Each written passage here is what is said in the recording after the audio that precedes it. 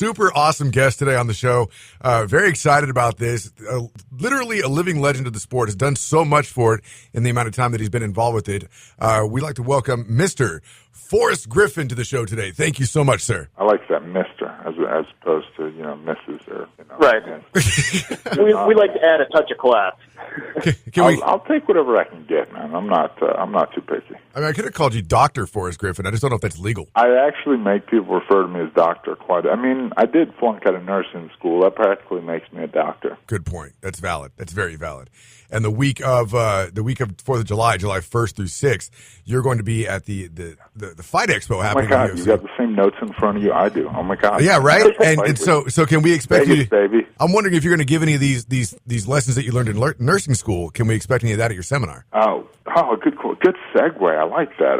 No, I will not be teaching the CPR. Although I used to gas people out, like guys big, jerks that would come in and roll. I would gas them out, and then I would just mount them and do CPR on them, like when they were just dead tired. Like I would do the Bugs Bunny. I would let them throw me around like a rag doll and try to submit me for like 3 or 4 minutes, and then when they were just so tired, I would spend the last couple of minutes around just giving them CPR. That's fun of them. Did they ever tap out from that, or did they just let you do it? Yeah, they did, but I wouldn't stop anyway. I'd be like, no, you don't get to tap out from Of course. CPR. You got to tire your victim out. Just hope I don't give you mouth-to-mouth, buddy. That's usually how my Friday night dates go, If they ended in CPR with the hope that there will not be mouth-to-mouth. I'm hoping to tire them out enough to where they just let me give them mouth-to-mouth. Yeah. Just that's actually how I got my wife. I just kept bugging her until she was like, dude, whatever. Sure, we'll get married. I don't care. Just leave me alone. if I marry you, will you leave me alone? Is that? And I was like, well, technically, yeah. If you really want a man to leave you alone, marry him. He won't have anything to do with you. Was the marriage certificate cheaper than the restraining order? That just makes you want him more.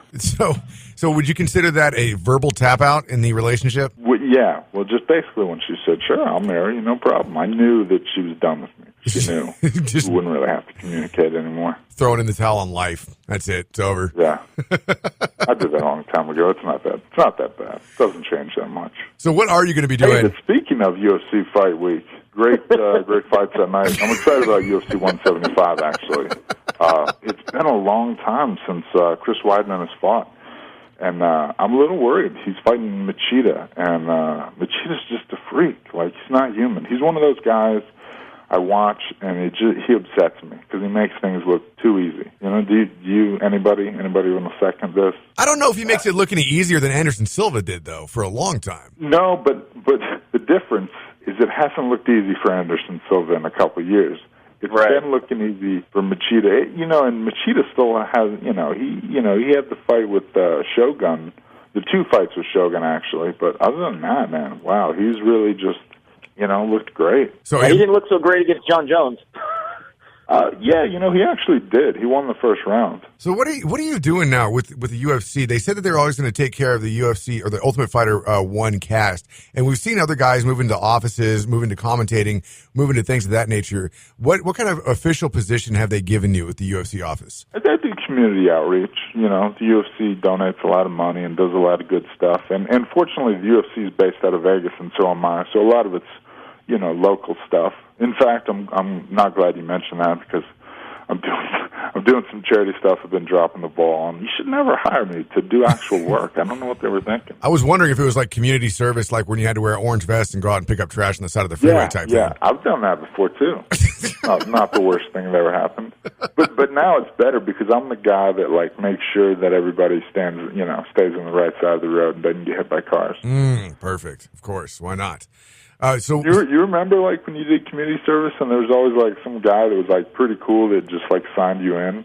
I was like, all right, man. Yeah, he signed me in and at 3 o'clock. He made me fix a vacuum for 6 hours and then sent me home. That's what mine was. Really? Yeah. I worked at the landfill because there was more going on. I actually liked it, So it was fun, Yeah, no, I had no idea how to fix a vacuum. I just sat there and I tinkered with it for 6 hours, and he said, "Good, go home now." And that was it. That was my day. Yeah, I got lucky. I got to be at the pet shelter. Oh God! Didn't you have to incinerate animals there? That could go wrong. Like, no. Did you have to clean poop all day? No, actually, all they had me do was take all the dogs out of the kennel while the other degenerates had to clean the poop. So I got to play with the dog, and then they're like, "Okay, put them back." Oh, sweet. Goodness, wow.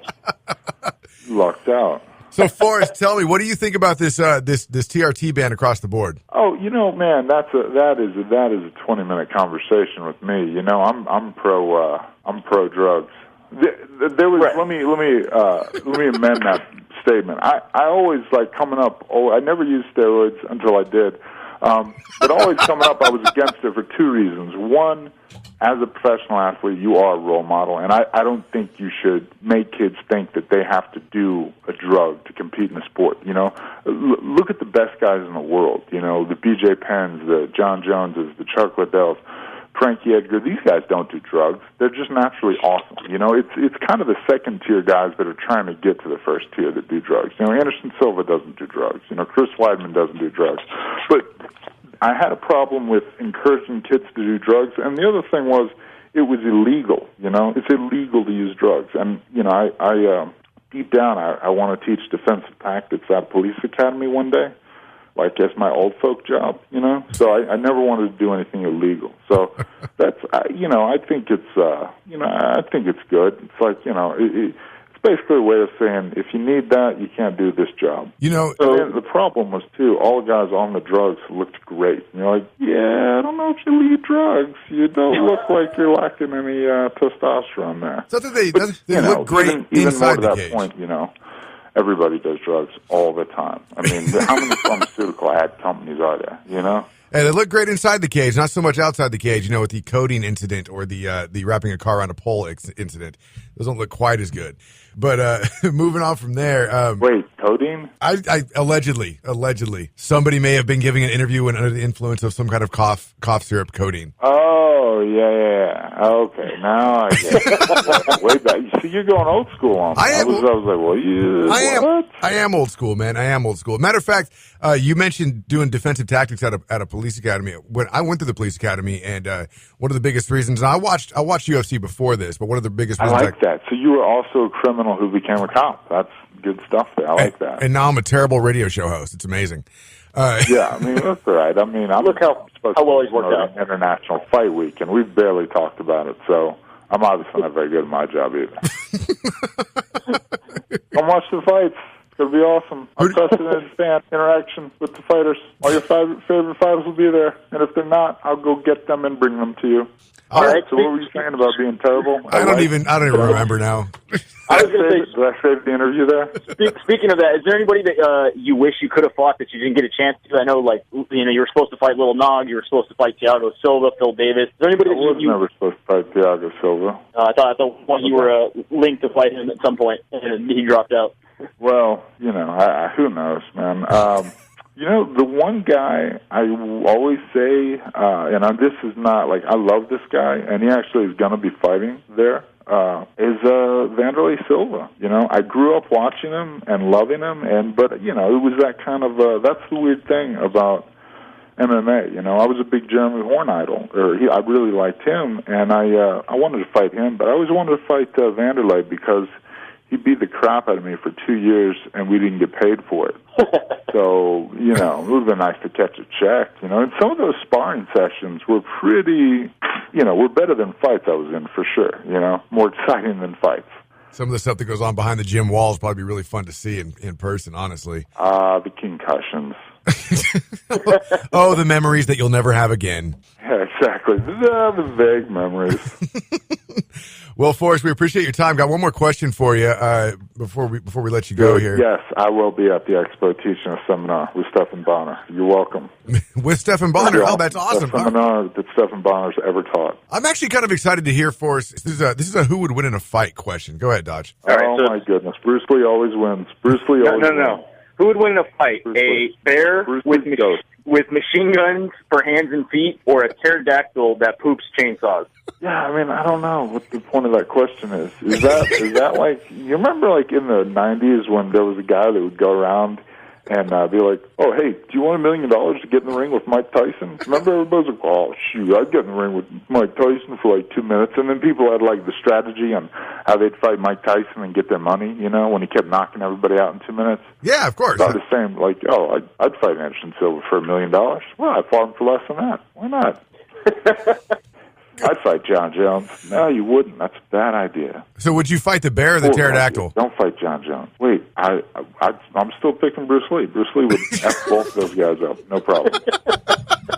The ghost of Bruce Lee would kill both of them. Who's actually going to be available in the next UFC video game? If you're curious about that, I saw him and the Tupac hologram will be there. So that'd be pretty sweet. I'm picking Tupac all day then. I choose Tupac all day.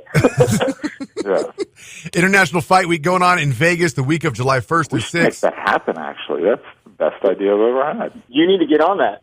International Fight Week. Expo, the 5th and 6th. Come check the fights out. I'll be there, and that's what counts. And you can get tickets at UFCFanExpo.com. Having a pool party, so that seems like it'd be fun. Better. Well, Forrest, it's been fun, man. Thanks so much for calling in today. Good luck at Fight Week, and we hope to talk to you again soon. Hey, you keep on minding your own business. I will do that, sir. All right, thank you, guys. Later, buddy. Have a good one.